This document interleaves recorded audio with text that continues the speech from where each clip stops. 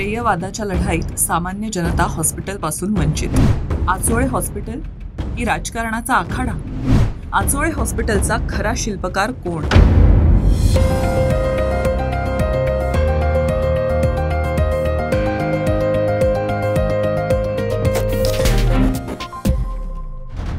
ही गोष्ट आहे 2021ची।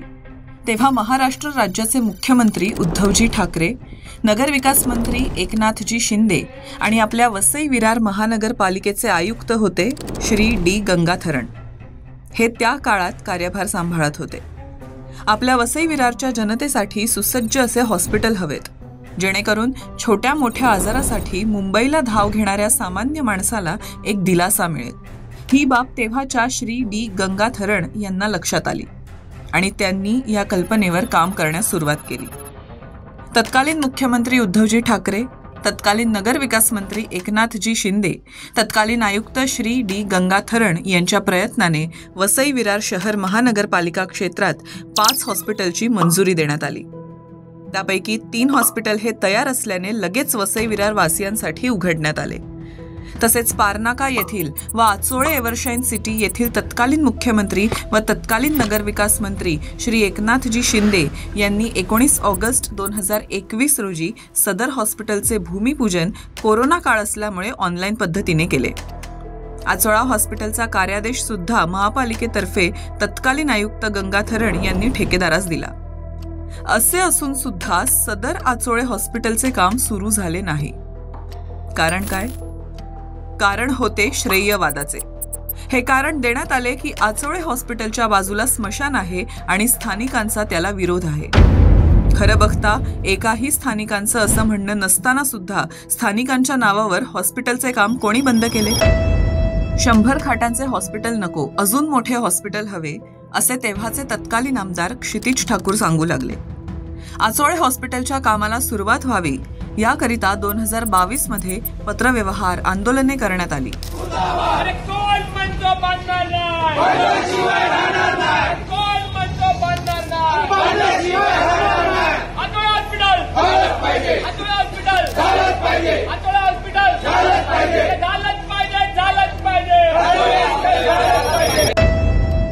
परंतु महापालिकेच्या अधिकाऱ्यांनी स्थानिक आमदाराचा विरोध आहे हे सांगून कामाला स्थगिती दिली। त्यातच ठेकेदाराने कार्यादेश मिळून सुद्धा काम केले नाही। अधिकारी ठेकेदार यांच्यावर कोणाचा दबाव होता? आणि इथून सुरू झाली श्रेयवादाची लढाई। 2024 मध्ये पुन्हा एकदा भाजप सरकारच्या खासदाराकडून 2021 मध्ये भूमिपूजन करण्यात आलेल्या हॉस्पिटलचे पुन्हा एकदा भूमिपूजन करण्यात आले।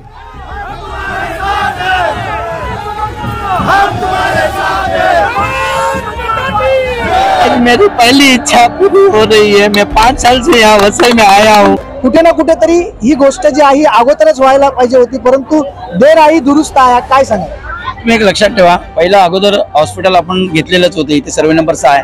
ये 17 एकड़ जागा है। कि हॉस्पिटल के लिए 250 करोड़ की निधि मंजूर हो गई है। वो विषय पे कहीं पे भी आपने प्रेस नोट उनके बारे में कहीं सुना क्या आपने? ये किसी भी मायने में उद्घाटन नहीं था, एक तख्तिया लगाने का दौर अभी की विधानसभा आ रही है। इच्छाच होती की इथे मोठा असा हॉस्पिटल व्हायला पाहिजे आणि आमचे जे युवा आमदार आहेत क्षितिज ठाकूर यांची संकल्पना होती की इथे जवळ आपल्याला एक 300 बेडचं हॉस्पिटल व्हायला पाहिजे। सिर्फ ये विषय को लेके हमारे प्रयास से, अरे भाई आपके प्रयास से अगर हुआ होता तो 2019 में जब उद्घाटन हुआ तभी महाविकास आघाड़ी का आप हिस्से थे। अगर आपने किया होता तो आज भूमि पूजन नहीं, यहाँ अस्पताल का आज उद्घाटन होता। नालासोपारा के आचोले रोड स्थित अस्पताल की भूमि पूजन के दौरान बहुजन विकास अघाड़ी और भारतीय जनता पार्टी के नेता और कार्यकर्ता आमने सामने आ गए। और इस पर जो बैनर आपने देखा बहुजन विकास अघाड़ी का बैनर लगा हुआ था, जिसको बीजेपी के द्वारा कार्यकर्ताओं के द्वारा फाड़ दिया गया है। एक दूसरे को किस तरीके से परेशान करने के चक्कर में और ये बैनर फाड़ा गया और आप साफ तौर पर तस्वीरें देख पा रहे हो।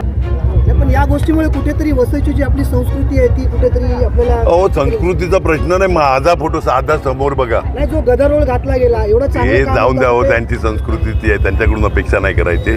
काही हे करतात, मी त्यांच्यावर बोलायला पण इच्छुक नाही। 3 वर्षात 2दा भूमिपूजन आणि शेवटी या भूमिपूजनात श्रेयवादाच्या नावाखाली भाजपा आणि बहुजन विकास आघाडी मध्ये सुरू झाला राडा। मी केलं अशी ओरड सुरू झाली। आता आपण येऊया 2025 मध्ये।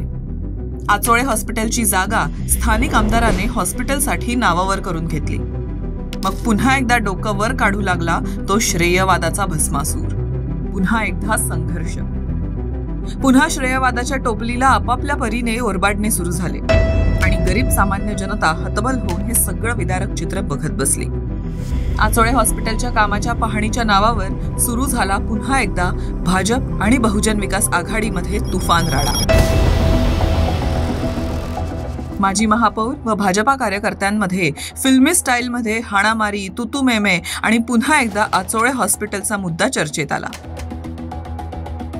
आप लोगों ने वो सब जो सच्चाई है वो दिखा नहीं, वो झूठी वीडियो डाला, उसमें आवाज बंद करके डाला। व्हिडिओ आता थोडक्यात व्हायरल झालेला आहे। त्या व्हिडिओमध्ये तुम्हाला धक्काबुक्की करताना, तुम्हाला धक्का देताना दिसतंय, पण त्याचा आवाज म्यूट केला, त्याचं कारण तो वीडियो काय मी काढलेला नाही। और वहां से आने के बाद सीधा जेसीबी मेरे जगह पे लगाने वाले। कारण क्या था इसका? मुझे कुछ पता नहीं है, ये मेरा सातबारा है। लोकांच्या कामासाठी त्यांनी आमच्या किती अंगावर आहे, आम्ही अंगावर घ्यायला तयार आहे, पण तिथे वसई विरार शहर महापालिकेचं हॉस्पिटल होणार।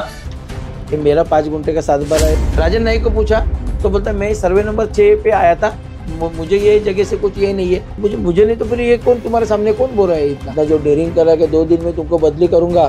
तुम्हाला धक्काबुक्की केली त्या प्रकरणी काय गुन्हा वगैरे दाखल होणार की पोलीस ठाण्यात जाणार की? सगळे होत राहते, त्याला काय फरक पडत नाही। क्षितिज दादा के सामने उन्होंने ये किया, उनको युवा पद मिला, अभी इनको कुछ अलग कुछ बनाने का होगा, इसके लिए स्टर्नबाजी के, मगर इसमें आमदार लोगों का नाम खराब हो रहा है। नमस्कार, मी ॲडव्होकेट अनिल चव्हाण।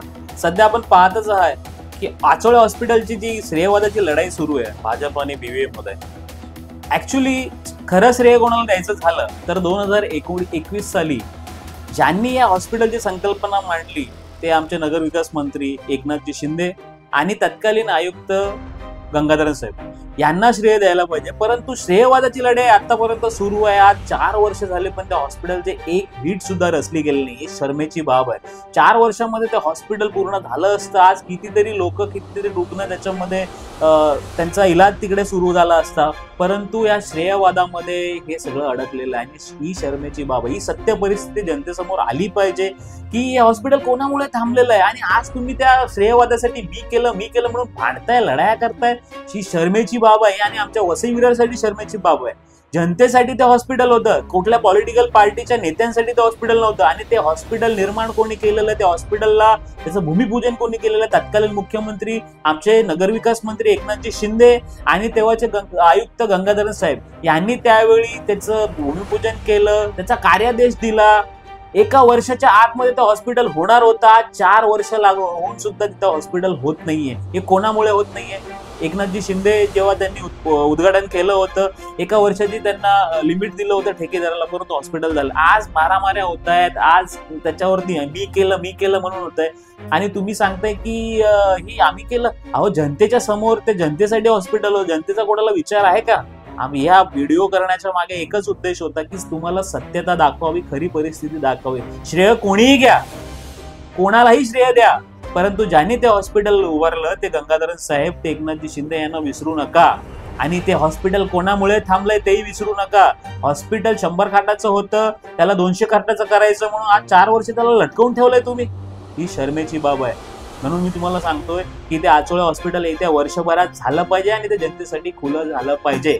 धन्यवाद। आज 4 वर्ष उलटून सुद्धा हॉस्पिटलची साधी एक वीट लागलेली नाही, परंतु श्रेयवादाचा स्वार्थी फुगा खूप मोठा झाला।